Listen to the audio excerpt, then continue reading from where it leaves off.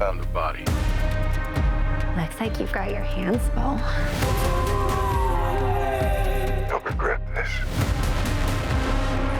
We'll just need to fight back. I'm gonna tell them everything you ever did. That is a little taste of A24's latest thriller called Love Lies Bleeding. It's in theaters in the country today. Set in the 80s, starring Kristen Stewart, starring Katie O'Brien, whom you might recognize from The Mandalorian.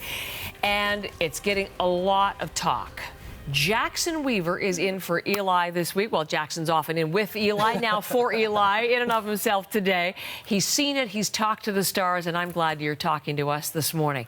So I was going to ask you what kind of movie this is, and then I read your online review, and you make it pretty clear. Bizarro, acid-tinged Western set in the 1980s. That kind of tells us everything we need to know. There's so much to tell. I mean, what we can do is get into, like, the bare bones of, like, what's going on. All right, even. What is going on here? That's a great question. So this movie is set in 1989, New Mexico. Kristen Stewart plays Lou, a 20-something's gym manager who doesn't really know what she wants. We don't really know what she wants. And then in out of the wild blue yonder comes a new woman, Jackie, played by Katie M. O'Brien. She is a bodybuilder. She's trying to go to Las Vegas to become a kind of new Miss Olympia, sort of, in some small competition. At the same time, there's Lou's dad, played by Ed Harris, in one of the craziest get-ups I've ever seen him in. Love Ed Completely bald on Harris. top, the longest hair you've ever seen on the sides. A little strange.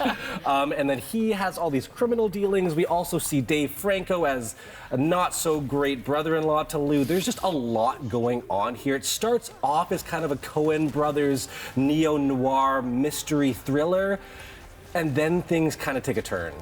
Like even darker? Because, I mean, the title is Love Lies Bleeding. It sounds pretty dark. Is it as dark as it intimates? I mean, you know, usually what we do in these reviews is we tell you, oh, this movie has this. Why don't we take a look, show you what this looks like? I don't think we can do that for this one because of the turns that it takes. Love truly does lie bleeding in this one. And in the review, I kind of called it an acid western, which is this genre that doesn't really have a lot of ardent fans just because it turns the western on its head. A western's usually about, you know, opportunity and becoming a better person, really, in a bunch of different ways. This is the opposite. This is about dourness, debauchery, death. Not a whole lot of happy people here. And it also gets very surreal. Things happen that we don't really know if they're true. There's gigantism. There's some things I don't even want to mention, really, on a morning news show.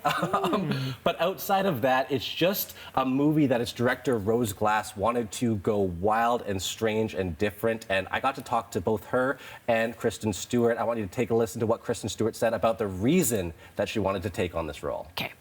Primarily, I wanted to work with Rose. And it was so fun to play this part. Like, I just felt like, I don't know, like, the only way that I can describe it is that I felt like we were like on the playground and we were kids and we were allowed to be exactly who we were and like scrape our knees and talk about it and like make out. So this is a movie where they're just playing in the sandbox. They're having fun in a way that you can really tell on screen. Katie M. O'Brien is one of the standouts. If you saw True Detective Night Country, where we saw Callie Reese, the professional boxer, really showing her physicality in that role and her acting chops, it's a similar thing here with Katie M. O'Brien. Oh my goodness, she is so impressive. Kristen Stewart, it's her first feature film since Canadian Crimes of the Future Cronenberg film, so she's also stretching her wings. There's a lot of experimentation, but how that floats your boat, your mileage may vary. So it's not necessarily for the mainstream and all of that. Am I? I'm putting it mildly, because you kind of ended. You want to go back to the back corner of the store if you want to rent this one or see this one. So is it good though? This is the question. Is it any good? I would say there's a movie I love called Motorama. It's one of my favorite movies. I'll never recommend it to anybody because I think everyone else will hate it.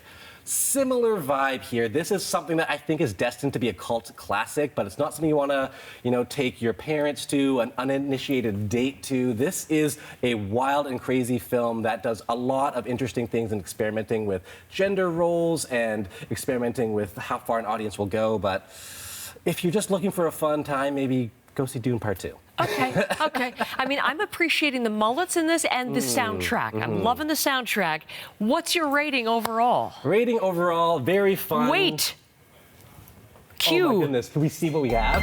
I love this so much. Oh my goodness. Let's see. 3 out of 5 stars. Great bodybuilding bonanza of a time. Your mileage may vary. Thanks for that great graphic, and thanks for coming in. Big caveat on all of this one, but intriguing maybe. Yes, very intriguing. true. And right, and you can read more about what Jackson thinks of this online on our website this morning. See you next time. Great to see you as always, Jackson. Thanks for having me.